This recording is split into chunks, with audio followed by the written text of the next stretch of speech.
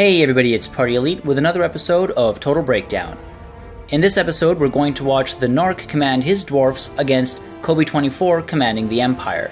We've got a pretty interesting setup going on and an attempt at a retreating killbox, so we'll take a look at how that goes and exactly why it does or doesn't work out. So first things first though, army composition. Over on the Dwarven side, we've got Ungrim Iron Fist in charge alongside a Master Engineer who's got 2 miners, 3 miners with blasting charges, 5 units of Dwarf Warriors, 4 units of Thunderers, and 3 units of Cannons. You will see that 3 of these Dwarf Warriors are ranked up to rank 2, and the remaining 2 have been ranked up to rank 1. Meanwhile, kobe24 as the Empire is fielding Karl Franz in charge with a unit of Swordsmen, 3 units of Halberdiers, a unit of Great Swords, 3 Crossbowmen, 2 Handgunners, 1 unit of Reiksguard, a unit of Demigryph Knights, and then 2 Great Cannons. So let's take a look at how this breaks down on the battlefield. Alright, let's first discuss exactly what we're going to be seeing here.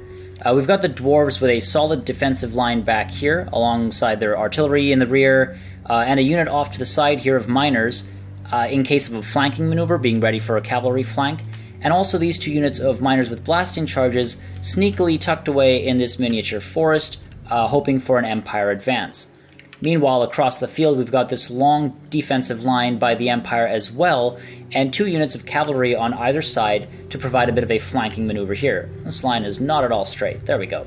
So what it looks like the hope was, the Dwarves were hoping that they could stand steady and pull the Empire forward, and then potentially pull a flanking maneuver or an interception with these 2 units of miners here. Meanwhile, the Empire is hoping that the Dwarves will be pulled in, and the cavalry on either side, we've got the Demigryph Knights here and the Reiksguard here, they could be pulled in to form some sort of a pincer. So both armies were sort of hoping for a baiting maneuver, and with the use of artillery, that is very much possible. Let's go back to normal speed and take a look at exactly what starts happening here. This unit of Reiksguard, by the way, is visible to the Dwarves. As you see, an order was just put down to fire on them with artillery, with the cannons. I think there may have been an attempt to tuck them away, hide them behind these hills, but it didn't work out. They are fully visible, and so the command has been given to open fire on them. Meanwhile, from the other side, the Empire's pushed its great cannons forward to open fire into Dwarven infantry. Now in this exchange, I would definitely say that kobe24 has the right idea in mind. This long clump of units here and there are great to fire into and cause some initial damage before the melees even start. As you can see, they're doing a decent amount of hurt, and meanwhile these cannons are too busy walking around to cause any pain. While it makes sense to target the cavalry with your cannons when that's all you have, that's sort of anti-large, it's a much better idea to cause a little bit of damage at first to these infantry units on the other side of the field, especially when some of them can cause a decent amount of pain. Some of these great swords, for example, would be good to target right nice and early, especially when they're clumped up like this with some ranged units. And then also Halberdiers, even though they're typically anti-large, I'm not sure what they're doing on the field here against Dwarves, they'd be good to target just because of their armor-piercing capabilities. So those cannons did have better targets to fire on while they were waiting for the cavalry to get in range, because maybe by sheer luck or by a very calculated motion, these units, or this unit rather, has been kept out of range quite nicely by kobe24. So it would have been better if the artillery units were kept in line here and pushed forward, yes, along with the rest of the army to open fire into the Empire and force the Empire to move forward. Or alternatively, the Dwarves could actually have pulled back even further, because what's being accomplished right now is that kobe24, by putting the Dwarves under artillery fire, he's forcing the Nark into action, forcing him to push forward. So a bit more patience and playing a bit more on the back foot there would have been a good idea, just to force kobe24 maybe out of this defensive comfort zone. Meanwhile, on either side, we've got the cavalry having been pushed forward, as you'll see. These guys are tucked away back there, possibly hidden from view, and these guys are just preparing to push this pincer movement just a little bit further towards the enemy's side, not that they're going to have a problem with that. Meanwhile, kobe24's artillery is busy firing down now on the cannons. Eventually they will open fire on these miners as well, so just having a bit of a field day there free to fire on whatever they'd like, because, again, with a little bit of indecision, the Nark is standing steady. He does have the plan for that retreating killbox, so he doesn't want to go too far up ahead. He wants to bait the movement, and that would have greatly been helped by these cannons firing into these infantry lines right from the get-go. I would also like to comment that when you're playing as the Dwarves and you're facing off against, for example, the Empire or Bretonnia, or I guess really anybody else, you should expect some cavalry contingent, at least to a degree. So I would have sacrificed some of these units, maybe one of the cannons, depending on how much money you had left, and replaced them with a unit of gyrocopters, especially gyrocopters with brimstone guns. You want some anti-large on the field, and you want some high mobility. Eventually, it's a good idea to target cavalry with your cannons. Yes, as you can see right now that they're in range, the cannons are going to get a bit of work done. They will cause some hurt, take a few units out. However, if you had access to the higher mobility of the gyrocopters, you'd be able to harass them nice and early, and as the battle went on, just sort of force them to move as you'd like them to move, maybe kept them away from this rear area here. So just in general, a good call if you're expecting cavalry to bring in some high mobility units of your own. Now you'll notice actually that kobe24 plays a bit more of a patient game than he maybe should have. Obviously these guys are in no position to charge in because this defensive line is ready to intercept. However, from this side, if these Demigryph Knights were pulled in and then pulled right back out immediately, caused a little bit of damage to the cannons, maybe even just held off their fire for a little bit, then this unit of Reichsguard would have fared a lot better in its approach heading up this hill, as it's done under a decent amount of fire, as you can tell with HP and morale damage here. So that push, this amount of patience, is a bit of a problem. Could have really pushed in, and you'll see now Th3Nark has actually noticed this unit and has decided to turn around and maybe start taking care of them. So another problem with pulling the cannons back and forth, initially they were laid out back here, and then they got pushed in this direction, and now they're being pulled in this direction. They're moving a lot. They're spending a lot of time not firing on the enemy. And artillery ideally will stay stationary and just fire on the enemy lines, whether it's cavalry that's coming in, again, it's good in theory, or it's these infantry lines that pose a threat later on when the melee starts. But they need to be constantly firing in an ideal scenario. And again, these Demigryph Knights, had they been pulled in and out earlier, they wouldn't have to deal with these Thunderers that have now been pulled back, which is a good move. You want these Thunderers to line up here, and in case this cavalry comes rolling in, or even from this side these guys come rolling in, you want to be able to open fire on them, and at the same time you want to keep them close enough to the front that you can reinstate your line for that retreating killbox maneuver. So good placement here and good play overall. Unfortunately, these cannons, as you can see, they're just sort of waffling back and forth, spending a lot of time doing a whole lot of nothing. So that's a little bit wasteful. Let's speed it up a little bit though. We've got a bit of a long start before things start kicking in, and we're just about to enter into range. So let's slow it back down to normal speed. You'll see again, quite nicely, the Nark has prepared this little arc here so that any cavalry charges will be intercepted by a melee unit, and then these two units of Thunderers can open fire into them as well, causing some serious damage. Meanwhile, at the front here, you'll see, again, we're in range now, and these Thunderers, they're sort of firing at two different units, and eventually they're told to focus on the greatswords. Now, I understand the logic of focusing on the greatswords. They do pose the greatest threat. However, when you're pulling a maneuver off like this with the retreating killbox here, you want to focus down on either of these sort of front units, these mainline units, because that will cause them to break a lot sooner when the melee starts, freeing up one of your units or possibly one of your flanks a lot sooner, and overall having a better cascading effect throughout the battle. So that's why I would advise focus firing on one of these central units, forcing that break to happen sooner, rather than focusing down on, for example, these greatswords. In theory, it's a good call because they pose the highest threat in melee to your units. So your thinking is right there, Th3Nark, don't get me wrong. However, because of the specific maneuver you're pulling off, you'd be better off focusing down on one of these central frontline units. Now, meanwhile, over here, the miners with blasting charges were actually discovered as well. Unfortunately, it was just by these handgunners, so a lob of those blasting charges was wasted on rather a measly unit, but still, it's time to pull them into action, which is being done quite well, pulling them to flank these guys as they charge into melee. So that's a great call, making sure that they're used to support this flank, which is going to be outnumbered here. Meanwhile, on this side, we finally got the cavalry charging in, so this last unit of miners with blasting charges slowing down that charge with some of these explosives, or at least trying to, and meanwhile, this unit of miners taking in this charge with full force while these thunderers provide support. So overall, great use of placement and play, interception, and ranged fire as well. So great play there.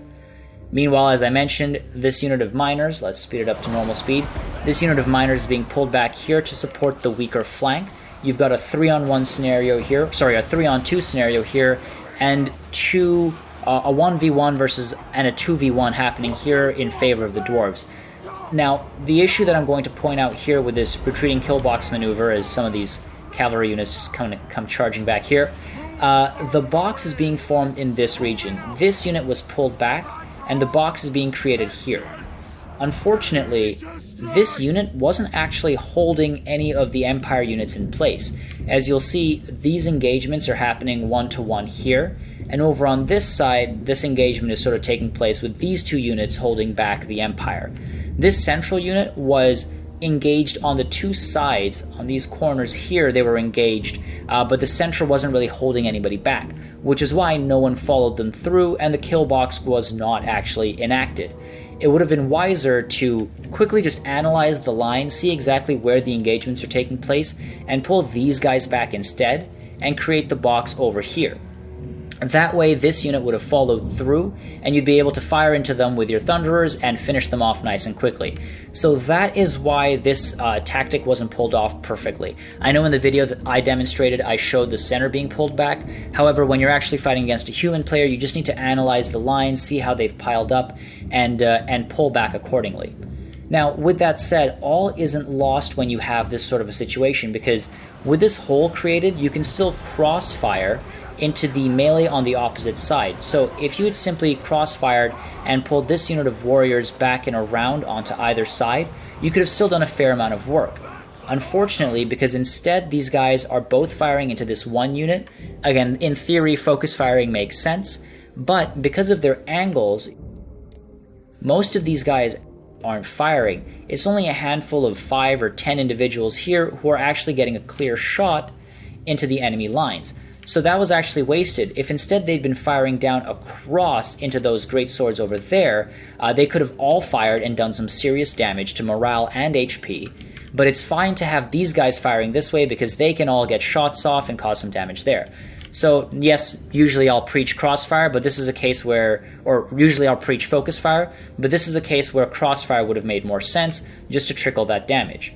And also, I'd like to point out a really good move using the Master Engineer with ballistics calibration, giving that extra accuracy and the higher reload speed gives these guys a nice advantage. So that's a great call. Bringing the Master Engineer in there to help this tactic is a great call. Nicely played. Let's take a look at what's going on overall again. We've got Karl Franz has been brought in to intercept these miners with blasting charges that were just tossing lob after lob into this back line here, helping out that melee engagement. And then Karl Franz has been brought forward to actually help the melee itself. Unfortunately, that brings him rather, beautifully, with some beautiful flourishes there. Love that flying action. But it brings him right into the focus of all of these Thunderers. So he's going to get focus fired really quickly. And it's fair play. You've got this bird in range. Take him down. And well done, good awareness there, seeing him come in and almost immediately focusing down on Karl Franz, forcing him to retreat very quickly. So again, nicely played there. Good job scaring him off with some focus fire. So overall, I would say, though the retreating kill box wasn't pulled off perfectly, it was still used to decent effect, pulling and baiting the Empire in and then able to focus down and even kill Karl Franz. So great job there. The only flaw in this was not cross-firing when the opportunity came, and keeping this unit of Dwarf Warriors, I believe it was, Dwarf Warriors back here for too long. They could have been used to flank and support either side a lot earlier, allowing more of these dwarves to go back home to their families or their mines or whatever it is that they care about most. So that would have been a good idea, would have helped keep some more of these dwarves alive overall. Otherwise, really well played. Good job using some miners to hold off for the rear flanks. I really feel like if the Empire had been better composed, if there were more handgunners, for example, as opposed to these crossbowmen who really weren't doing much work, that would have helped a lot more, would have forced the dwarves into, you know, pushing forward more. And again, those gyrocopters, had you had a unit of gyrocopters, they could have been pulled in to help counter some of these range units that were staying back, or even counter this unit of great cannons here, because they had a field day. They were able to just fire in all through the battle and cause a fair amount of damage. So those gyrocopters, again, they help with the cavalry early on, and then they help pick off missile units or cannon units, or artillery units, sorry, later on in the battle. So always good to have some gyrocopters in the back pocket, I'd say. One last mistake I would say that happened here also was pushing all of your troops out forward to chase down the enemy. Again, it's okay, obviously, to do that. You want to keep them routing. It's fair to do that with a handful of your units, but keep an eye on these sort of reserve units. That unit of Reichsguard came in after having routed temporarily. They came back in to cause a little bit of damage, and of course, it was too little too late in this situation, but it's very possible for it to have been a lot more damaging had it happened at a different time. So, you know, always keep a defensive line, always stay prepared for those routing units to come running back, even when you're running cleanup operations, even when you're sort of giving chase to these units and just finishing them off. So overall, I would say well played by the Nark, trying that retreating killbox maneuver. Obviously, it didn't work out perfectly, but, you know, to adapt when things don't work out is an important part of being a general. You know, some might say that's what being a great general is all about. But there you have it, the Pyrrhic victory nonetheless, even though the maneuver wasn't pulled off perfectly. Now, as I mentioned, I mentioned a few points that would help make that Pyrrhic victory into maybe a close victory instead. Just better unit management, better firing and targeting on the Dwarven side, and just having a unit of gyrocopters, I feel, would have kept these cannons busy, especially down the line later on in the battle. As you can see, one got 119 kills and the other got 80 kills. That's an enormous amount of damage done and very little actually received. If you had a unit of gyrocopters, again, you know, beating a dead horse there, or even had some of these cannons focused down on the great cannons, that might have weathered them a little bit and prevented this extent of damage, but they needed to be taken care of.